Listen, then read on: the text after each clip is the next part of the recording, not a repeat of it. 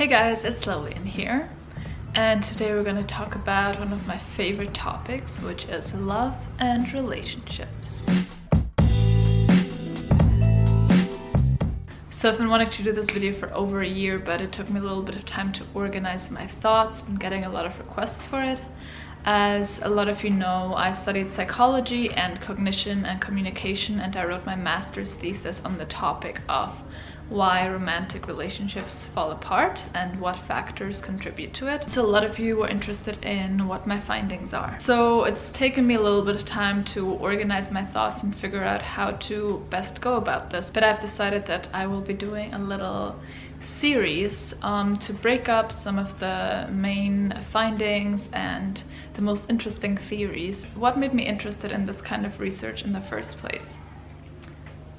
I guess I could have picked a more uplifting topic, but I don't know, I just find it very interesting because it's just a fact that so many relationships, perhaps, no, definitely more than not, eventually fall apart. I just wanted to find out more about what happens there, and of course by finding out more about that you can also get more knowledgeable in how to prevent that, right? Which is maybe what some of you guys are watching this video, or maybe to in retrospect understand what happened in previous relationships. But let's hop into it, as Alexis would say. Take notes, everyone.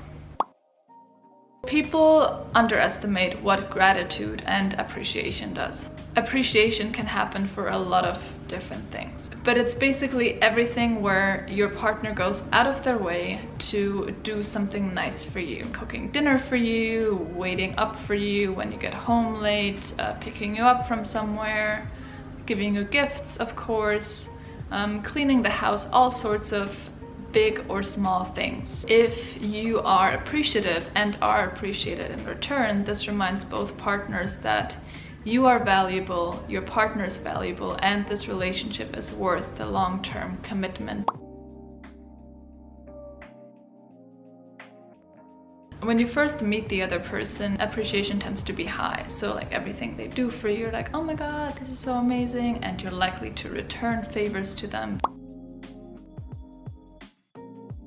But then after time, things can happen and you might start to take your partner and what they do for you for granted.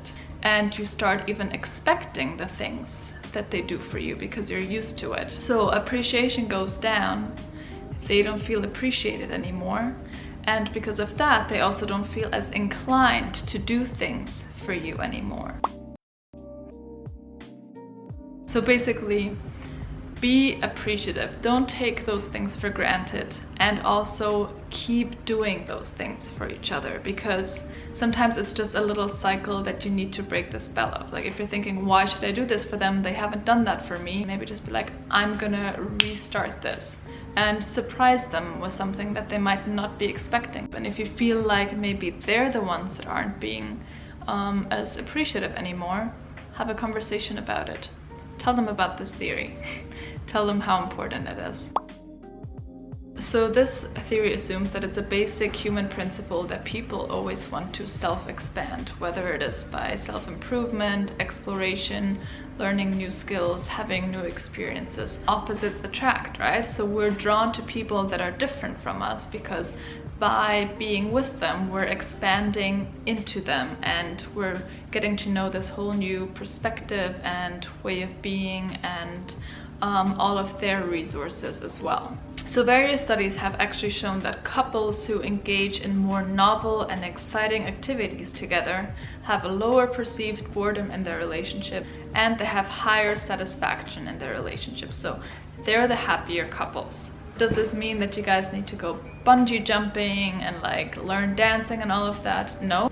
These self-expanding and exciting activities can even be having a really good conversation, trying new things, exploring hobbies together. Just the routine can be a killer here, and the habits. So get out of your comfort zones a little. If you have a high need for self-expansion and they're limiting you, you can't do it with them, then you're gonna start looking for alternatives. So this could be either going out by yourself and doing that. So like, okay, I'm gonna just I don't know, spend all my time on this new hobby because now I'm self-expanding through that. But it could also be finding the alternative of another person.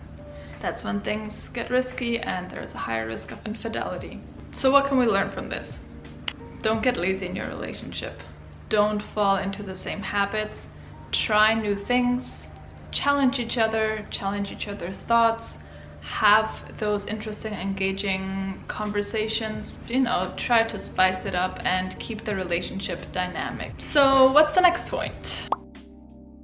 If you're not that intimate with your partner anymore, relationship satisfaction decreases. So here I'm not talking just about the lack of physical intimacy, so if you don't have a lot of sex anymore and things like that, but also about emotional intimacy. This type of intimacy in psychology is actually measured by how much you share with the other person.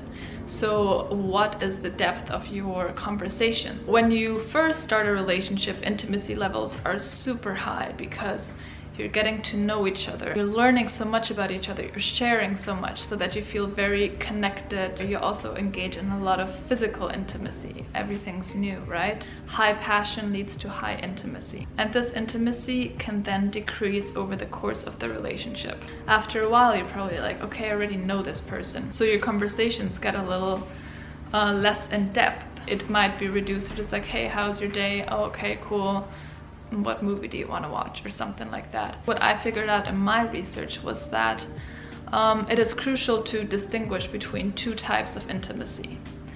There's one type of intimacy which I called shell intimacy, and this intimacy is often mistaken for intimacy when it's actually just comfort. So you might think that you're highly intimate with your partner because you're very comfortable with each other. You might not have any inhibitions in front of them anymore, but that is not intimacy. That is shell intimacy, because you also think that through the level of intimacy that you have previously attained, that you just stay at that level of intimacy. You think, okay, we have reached this, there we are, we're intimate, that's it. But no. So what is the other type of intimacy? This is the one that you should be looking for in your relationship. I call this type of intimacy nurtured intimacy. So nurtured intimacy is that feeling where you have a very deep sense of connection with your partner. You feel very close to them. It's not something that just happens and then it stays there. No, it constantly needs to be renewed through your actions, the way that you treat the relationship, the way that you treat the person, what you express to each other. All of that constantly needs to be engaged in to keep the high level of intimacy.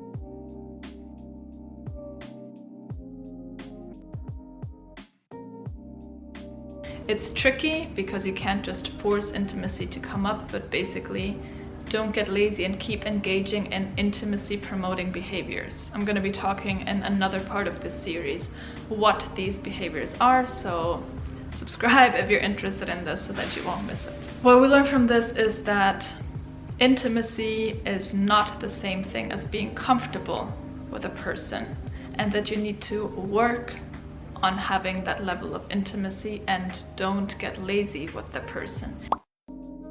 So this one is perhaps the trickiest one and the one where most relationships eventually fail on. All studies show that passion is highest in a new relationship. Makes sense, right? Everything's new, everything's exciting. Novelty means high passion levels. After a time, you become more familiar with the person, passion naturally decreases. The thing is that passion is super important to relationships because high passion is linked to high relationship satisfaction. So more passion leads to more physical affection, leads to more sex, leads to more relationship satisfaction. So feeling that passion in a relationship is basically also what gives you that feeling of I'm in love with this person. Now the thing is, that gets tricky. The odds just aren't good for passion in long-term relationships because security and predictability kills passion. It decreases it significantly. So let's say you're having sex with someone for the first time. Everything's exciting, it's new, it's a new body, you don't know what they like, you don't know what they're gonna do, you're very passionate. after a while, you're very familiar with the person. It becomes sort of a habit, it becomes predictable. You might develop a bit of a routine in everything that you do. So a lot of times when people say, and I'm sure you've heard people say this, I still love you, but I'm not in love with you anymore. That's what they usually mean, that they just don't feel that passion anymore. And that aspect of the relationship has been lost, and that's usually when people want that excitement again, and they want that romance and the love again, and they just want to look for it elsewhere. Now this one's tricky because, okay, we learned that passion is vital in a relationship, but what can we do against it? Like, how do you keep it alive? I'm also thinking of doing a separate video on this topic, how to keep passion alive in a relationship. It's not an easy one, but I'm gonna try to tackle that in a separate video. This brings us to the last reason why people fall out of love. And this is a lack of interdependence. What does interdependence mean? It just means when you rely on another person and they rely on you. You still have your autonomous self and what you're doing yourself, but you have a healthy sense of relying on the other person and being connected with them. I always think of it as these two circles and how much they overlap.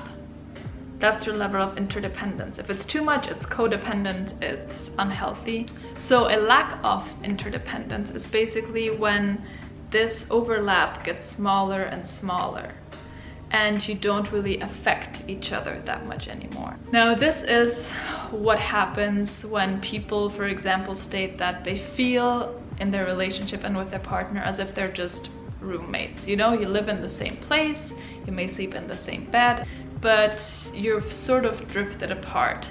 You may not be doing a lot together anymore. What they do doesn't really affect you anymore. So usually by the time that the relationship gets to this point, it gets to this point basically because of the other factors that we've already talked about. They all contribute to that, so that you sort of start drifting off, doing your own thing, and don't really maybe engage with the person anymore. And if you do, it is very superficial. It is easy at that point to exit the relationship because you're not investing that much more at this point. Commitment levels may just be superficial, and you're spending so much time outside of the relationship, maybe even just emotionally, that you might look for an alternative or even just your own place. You want to break up, you want to do something else because you're sort of living parallelly. What do we learn from that? I would say don't let it get to that level. If it is at that level, have a conversation with your partner. Find out why you've gotten to that level and just try to revive it, you know, spend more time together again, have more conversations again, and shared activities, and that sense of interdependence, because it is one of the most vital parts of a romantic relationship. All right, that was my last point. I hope I didn't bore you guys. I found it very interesting. I've definitely learned a lot from it, and I hope you guys did as well. Please share your experiences and your thoughts in the comments, and do let me know if you're interested in me continuing this series and what other topics you're interested in hearing about. I'd be super happy if you shared this video. I feel like a lot of people could benefit from this information. And yeah, looking forward to the discussions. See you guys in the next one. Cheers!